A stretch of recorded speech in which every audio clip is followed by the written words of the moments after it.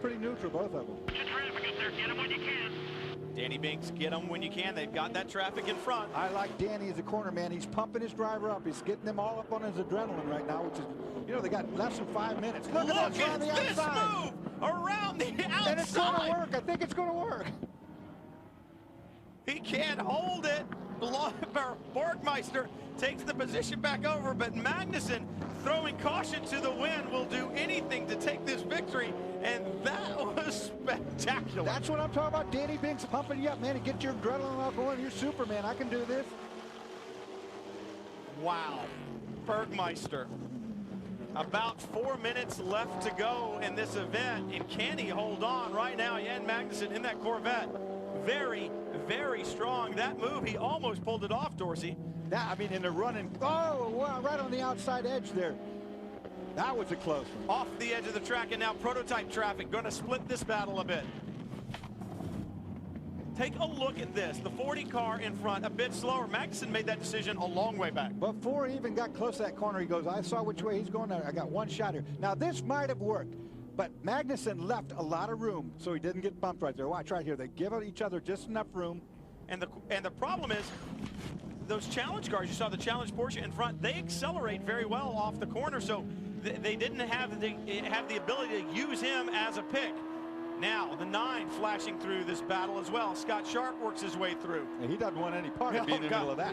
No, thank you. No, and Magnussen back looking to the outside again. You see the brake rotors glowing. Steel brakes on the GT2 cars. Carbon brakes on the prototypes. Those glowing brake rotors now easily seen here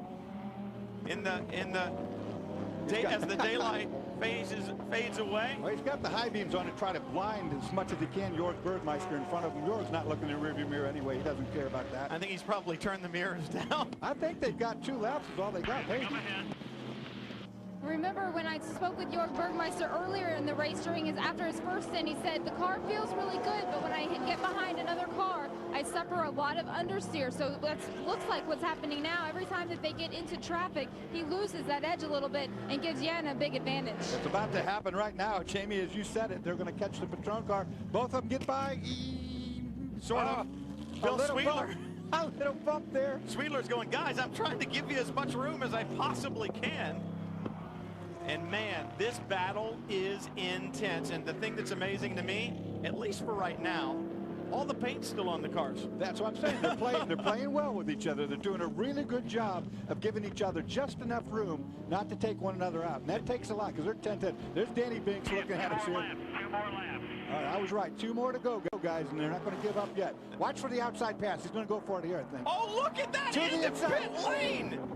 What will the officials have to say about that? Magnussen uses pit out as the way to get by. Now get your mark. Get your mark. Danny Binks says nothing wrong with that. No, he's saying hit it smart. What he's talking about right there is you got that made. Now get on your track. Get your turn-ins part. Get your braking part. Take a look at this again. I knew he was going to go for it that lap, but I thought he'd go the other way. Here he is, now, up into pit in. That's pit out. Now the question is, it's paved, but is it illegal? What are the officials going to say about it? I like it no matter what. Danny Binks loved it. Johnny O'Connell loved it. You see Danny Binks in the helmet there on your right. Look at Johnny. These guys, they don't quit, man. That is a team. Binks on the radio. Hit your marks. Hit your marks. And now look, now Magnussen's in front, and I think he's going to pull away. I think he had the better car.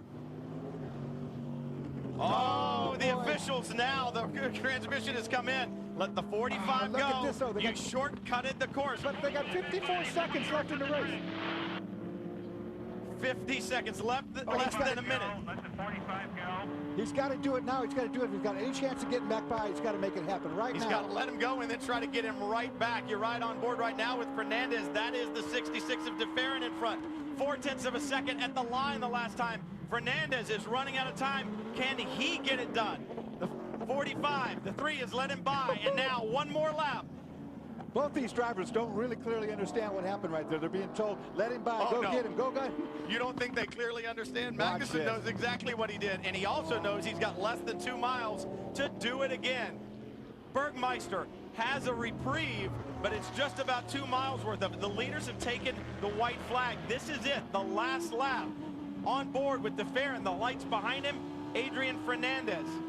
That's not sure where that is on the racetrack now, as dark as it is, but they are battling. Can he make it? That whole thing right now rests on, can DeFerrin go without running out of fuel? Can he make this last time round? Underneath the bridge, was that out from underneath the corkscrew? He's Fernandez right there. all over the back of him. This is into the corkscrew. Fernandez running out of time. Can he do it in turn 11? Does DeFerrin have the fuel? It's downhill from here. Can he save a little bit, Dorsey? Remember the brake zone at the hairpin that we made. That's the move where there. it happened. He's going to try it here again, I guarantee you. It's the only place it can happen, but DeFerrin pulls about a car length through the apex. You're almost there. Is the fuel, does he have the fuel to get it done? Right in front of him is the battle for the 45 and the 3. They're going to have another lap. The checkered flag falls. DeFerrin in his final race takes the victory, but the battle in GT2 rages on. And here comes Magnussen with a Corvette running around the outside. Will he stick there? They're going to hit. Oh, they bumped. And now the 3, Magnussen loses that battle, drops wheels to the outside. It's not over with yet, Brian. He's got a couple more places he might be able to do something. Remember when Jörg Bergmeister was bumped off in the last lap at Sebring a couple of years ago, not having anything to do with it? He learned his lesson there. Was not going to happen. But Magnussen, he's not done. Boy, he's got very limited opportunity. The best place is going to be into that hairpin for the final time, coming on the pit straightaway. That's his good shot. Through turn 5, turn 6, up the hill. 7, the little right-hand kink, then the braking for the corkscrew. He's got to stay right there, and I guarantee you he'll put a fender on him this time. Last lap. Out of the corkscrew. Through turn 9, the left-hander. A right-hander, turn 10, the very fast turn 10. Then the heavy braking for 11. If Magnussen is going to get the job done, it has to be right now. Too far back. Unless a dive bomb. Not going to happen. He's going to try the exit. Oh, Oh, he bumps him, hits him at the exit, loosens him up. Bergmeister drives him to the wall, down the front straightaway, rubbing into the wall, and he crashes him big. Oh, they're not going to like that one. No one is going to like that one. The checkered flag falls. It's great to see the competition, but enough is enough. And now tempers are going to flare on pit road. Bergmeister survives that battle. Magnussen took the big hit. Boy, oh boy, that was a big hit. Gilles DeFerrin has taken the checkered flag in his final event.